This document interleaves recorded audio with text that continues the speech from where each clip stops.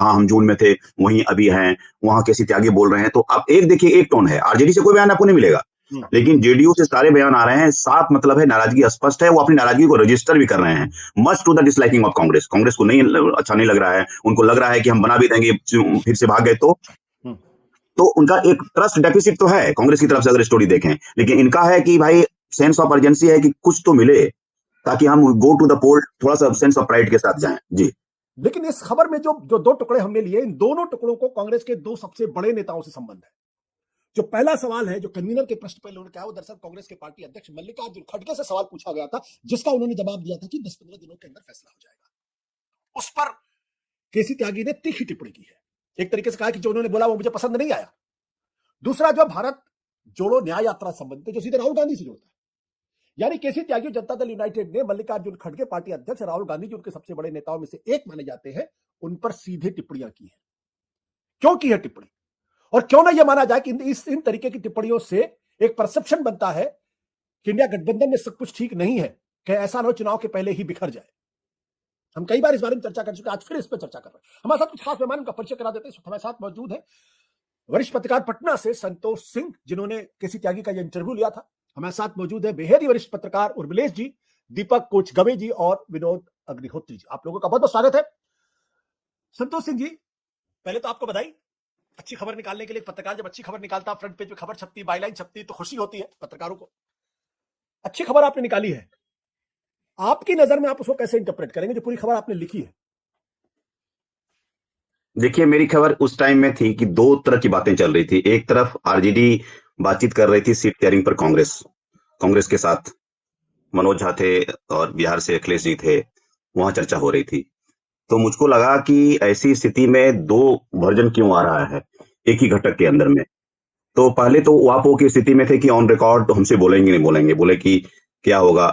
तो मैंने कहा कि देखिए, आर या पार, आपको जो कहानी है मुझको ऑन रिकॉर्ड बोलिए, ऑफ रिकॉर्ड का कोई कंजम्पशन नहीं है, पब्लिक कंजम्पशन। आपको अपफ्रंट बोलना पड़ेगा कि बात क्या है। तो उन्होंने इस चीज को, जैसे कि आपने दो खंड बताया, और उन्होंने एक और इशारा किया कि कहीं ऐसी स्थिति नहीं हो जाए कि कांग्रेस अलग थलग हो जाए, जो कि आप इशारा कर ही रहे हैं। उन्होंने गिनाया कि बिहार में हम नाराज हैं, वहां आप देखिए कांग्रेस और टीएमसी के बीच में चल रहा है, अधीर रंजन प्रेसिडेंट रूल की मांग कर रहे हैं, उनको कहा जा रहा है कि बीजेपी के एजेंट हैं।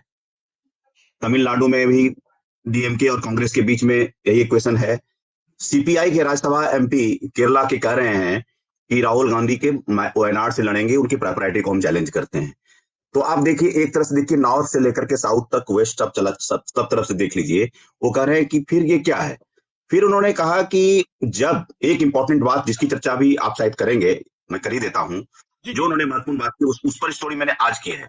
वो उन्होंने कहा कि एट ए टाइम जब राम मंदिर के इनॉग्रेशन के नैरेटिव को लेकर के बीजेपी जा रही है, हो सकता है कि इसके तुरंत बाद जल्दी से जल्दी इस मोमेंटम को कीप अप करने के लिए, उसको इनकैश करने के लिए इलेक्शन घोषित कर दे। और हमारे पास कोई काउंटर नैरेटिव नहीं है। हम अभी डिस्कस कर रहे हैं कि हमारा कन्वीनर कौन होगा, सीट शेयरिंग की बात अभी इनिशियल स्टेज पर है। तो वो सारे इनिशिएटिव, जो मोमेंटम हमने किया था, वो सारा खत्म हो जाएगा। अब it is not just about कि कोई कन्वीनर क्या होगा, कोई चेयरपर्सन होगा, बट कुछ तो क्लैरिटी देंगे। और आप इस समय में, जबकि एक इंडिया यात्रा होनी चाहिए, सबकी अवेलेबिलिटी आप लेते हैं, नीतीश कुमार की लेते, लालू प्रसाद की लेते, अखिलेश की लेते टेस्ट, और जहां जहां घूमते, स्टालिन की जिस रूट में घूमते आप, सबके बड़े नेताओं की लेते, भले ही आप उसको लीड करते as a senior partner in the alliance, लेकिन सबकी अवेलेबिलिटी, तो एक अच्छा स्ट्रॉन्ग सॉलिडेरिटी का मैसेज आता। इंडिया यात्रा निकालते, या कांग्रेस की यात्रा क्यों निकाल रहे हैं आप? तो it was not the right time. तो उन्होंने in those many words very diplomatically, he also said a very strong line, we want a stronger Congress, but we also want a stronger India block. That is very strong and very careful statement to make. उन्होंने ये तीन चार बातों से एकदम स्पष्ट है कि एक ही अलायंस के अंदर में, वैसे आरजेडी का एक क्लैरिटी है, वो डिफेंसिव है, उनके कांग्रेस के साथ शुरुआत से अच्छे तालमेल है, उनको कोई दिक्कत नहीं। जेडीयू ने कहा सीट शेयरिंग पर भी आप ही बात कर लीजिए, वो आपके अलायंस पार्टनर है, वो सारी बातें ठीक है। लेकिन जो जेडीयू का पोजीशन है, वो मुझे लगता है कि हाल के दिनों में वो तल्ख होता जा रहा है, which does not bid well for the alliance. जी, आपने कहा डज नॉट, मतलब कहने का मतलब ये कि ये गठबंधन के लिए अच्छी बात नहीं है। इस नाराजगी का कारण क्या है? क्या ये कि नीतीश कुमार के माध्यम से, क्योंकि तो ये माना जाएगा बिल्कुल स्पष्ट तौर पर, त्यागी जी ने अपने स्तर पर तो बयान दिया नहीं, जरूर से कहीं उन्होंने नीतीश जी से तो मैं जरूर बात की होगी, क्योंकि वो इतने मजे हुए नेता है कि उनको एक एक शब्द का अंतर पता है कि एक एक शब्द का मतलब क्या है, जो बोल रहे हो क्यों बोल रहे हो, उसका उसके लॉन्ग टर्म दूरगामी परिणाम हो सकते हैं। इस तलखी का कारण क्या लगता है आपको?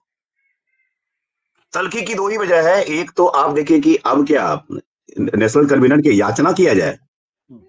उन्होंने पूरी तरह से नेशनल कन्वीनर के बारे में अब इतना बिल्डअप मोमेंटम किया है, बीच में एक सारी मीडिया ने खबर की, एक तरह से उनको नेशनल एम्बैरेसमेंट हुआ ना कि भाई आप इतने खबर आने के बाद, और ऐसा नहीं था कि जेडीयू का प्लान था, खबर का एक पार्ट कांग्रेस से भी आया हुआ था, उसके बाद आप कुछ नहीं कर रहे हैं। वो मान रहे हैं कि ये भी सेरेमोनियल पोजीशन है।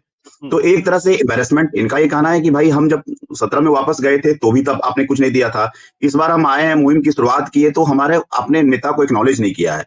हम पिछली बार भी आपको बोले थे कि वो उनको लगता है कि हम जाएंगे काडर में क्या बोलेंगे, हमारे नेता नेशनल कन्वीनर हैं तो जाएंगे, एक थोड़ा सा बड़ी सेरेमोनियल पोजीशन है, जहां भी रैली करेंगे थोड़ी सी हमारी हनक होगी। वो एक तरह से ये मान चाह रहे हैं कि हमको आप रिस्पेक्ट दीजिए, अपनी प्राइमेसी रखिए, आप जो भी चेयरपर्सन का पोस्ट अपने पास रखिए, वो ये है। और दूसरी बात है कि क्लैरिटी ऑफ एजेंडा नहीं है कि आप चाह क्या रहे हैं।